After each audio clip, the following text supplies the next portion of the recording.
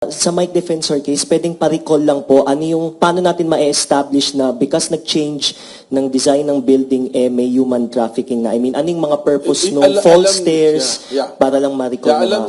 Alam lahat ni Mike Defensor yung nangyari, being the chairman of the company nung Clip Point. And lahat nung nangyari na pagbabago roon will lead to doing that human trafficking, yung paglagay ng false doors, ng false stairs, yung paglalagay ng rooms na dapat offices, ginawang hotel rooms. Makita nyo sa original plans, ilan lang talaga yung doors. So yung pagpapalitan, in fact, yung office niya supposed to be is yung nasa likod ng stage nung Chicago KTV. So he has knowledge. He has personal knowledge. Hindi ordinary na nagpaparenta lang siya. Alam niya lahat yung pangyayari. And he was the one who consented to the changes of the design in order to cater doon sa kanilang plano na human trafficking. Okay. Now, sa Ateneo case... Ito, there's the video being played. Makikita nyo dyan. I think this is from our friend Jan Consulta. Makikita, ayun, yan, yung may kortina. Tinakpan nila yung door. So, yung staircase na yan, supposed to be, common yan Nakabukas dapat yan Sinara na nila yan at napaloob na rin sa Chicago KTV para maging access papunta dun sa Blue Hotel. Na dapat, yung ending sa Blue Hotel niyan, common din. Naging yun na yung parang reception area ng Blue Hotel.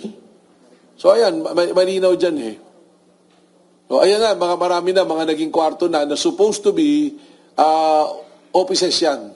Those are originally designed. So anim na hotel rooms ang ginawa, parang dapat 2 malaking office space yan. Ayan, tapos nakita nyo dyan, kinakausap ko kung talagang may actual na nag-in. At mamaya, on the next part niyan, mayroong notice doon. Yung notice doon sa Blue Hotel, Clip Point ang nagbibigay ng notice, Clip Point Development Corporation, where si Mike Defensor is the chairman of the company. At dyan na lawyer, yun yung corporate secretary.